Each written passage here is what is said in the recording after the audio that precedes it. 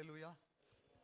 கர்த்தருக்கு ஸ்தோத்திரம். இந்த நாளிலும் தேவன் கிருபையாய் இந்த இடத்துல திரும்பமாய் இந்த இடத்துல வந்து சாட்சி சொல்லும்படி தேவன் பாராட்டின பெரிதான கிருபைகளுக்காய் ஆண்டவருக்கு நன்றி செலுத்துகிறேன். 17வது வயதிலே கிருபையாய் மரண தருவாயிலே தேவன் என்னை ரட்சித்து இந்த சபையில் கொண்டு வந்து சேர்த்தார்.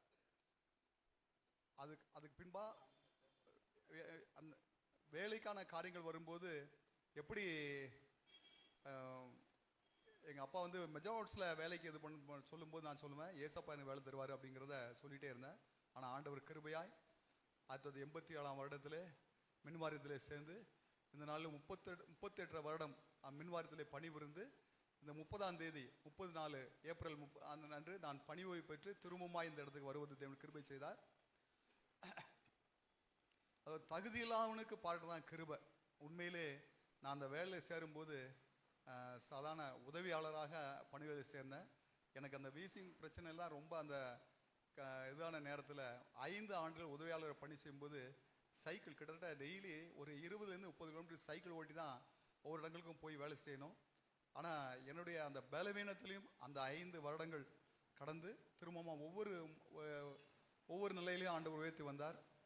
கடைசியாக அந்த 2020 அந்த கோவிட் டயத்தில் இங்கேருந்து சென்னைக்கு அந்த பதவி உயர்வில் நான் செல்ல வேண்டிய தருணம்.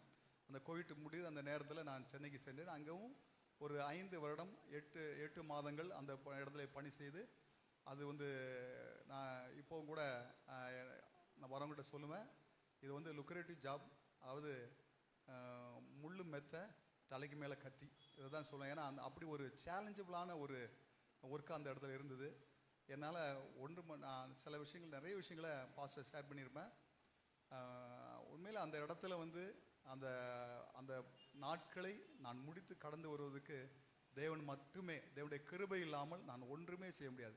ஏன்னா அநேக தொழிற்சங்கங்கள், தொழிலாளிகள், அதிகாரிகள், கவர்மெண்ட், இப்படி எல்லா தரப்புலையும் அந்த எல்லா காரியங்களையும் அதை ஹேண்டில் பண்ணுற விஷயங்கள்னால எப்பொழுதுமே நான் இப்போ சொல்லுவேன், நான் இப்போ தான் ஸ்ட்ரெஸ் ஃப்ரீயாக இருக்கேன் அப்படிங்கிறத நான் சொல்ல முடியும். ஏன்னா ஒவ்வொரு நாளும் ஒவ்வொரு நேரம் அந்த ஃபோன் வர நேரங்கள் இல்லை நான் அட்டன் பண்ணுற நேரங்கள் எல்லாத்துலேயுமே எப்பொழுதுமே ஒரு பிரச்சனை இருந்த ஒரு சூழ்நிலையாக இருக்கும்.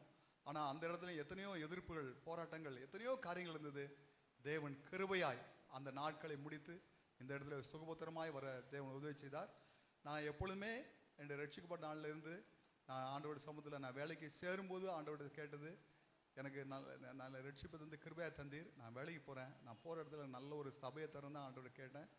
இங்கேருந்து நான் போகும்போது திருக்கன்குடியில் ஒரு 5 வருடம் அங்கே பணி செய்யும்போது அங்கே உள்ள ஃபுல் ஹாஸ்பிட்டலில் இருந்தேன். அதே மாதிரி இங்கே இருந்து சென்னைக்கு போகும்போது பாஸ்டர் கேட்டேன். பாஸ்டர் சொன்னேன், எங்கே அங்கே ஒரு சர்ச்சு, ஏன்னா சென்னையில் எப்படி இருக்குன்னு தெரியாது, நல்ல ஒரு சர்ச்சு வேணும்னு. பாஸ்டர் வந்து அவங்க பேர்லேயே பாஸ்டர் ஜெபராஜ் மிஞ்சூரில் இருக்காங்கன்னு சொல்லி அந்த இடத்துல அந்த காரியம் நடந்தாங்க. அந்த இடத்துலையும் அந்த நான் இருக்கிற நாட்கள்லாம் நல்ல ஒரு சொன்ன மாதிரி அது நல்ல ஒரு திருச்சபை, என்னுடைய ஆவிக்குரிய வாழ்க்கையின் காரியங்களுக்கு மிகவும் ஒத்தாசையாக இருந்து அந்த சபையின் மக்களும் ஊழியரும் எல்லாரும் எனக்கு நல்ல அநேக உதவிகள் செய்தார்கள். நான் அந்த இடத்துலையும் அந்த 5-8 மாதம் பணி செய்து திரும்ப இந்த இடத்துல தேவனுடைய கிருபையினாலே நான் அந்த இடத்துல இருக்கும்போது எத்தனையோ மரண தருவாய், ஆனால் தேவன் சுகபத்திரமாக இந்த இடத்துல திரும்பவும் கொண்டு வந்து சேர்ந்த தேவனுக்கு கொடானு கூடி ஸ்தோத்திரங்கள் செலுத்தி நன்றி செலுத்துகிறேன். திரும்ப அந்த பணி காரியத்தை குறித்தும் வருகிற 6ஆம் தேதி புதன்கிழமை அன்று நம்ம அந்த குருபாலா கல்யாண மண்டபத்தில் அந்த மாடியில் வைத்து ஒரு தேங்க்ஸ்கிவிங் ப்ரேயர், ஒரு நன்றி செலுத்துகிற ஒரு கூட்டம் 11 மணிக்கு ஒழுங்கிச்சிருக்குது. நாம் சபையார் அனைவரும் தவறால் கலந்து கொண்டு உங்களை யாவரையும் அன்புடன் கேட்டுக்கொள்ளேன். சோதரம் வாக்குகளை நினை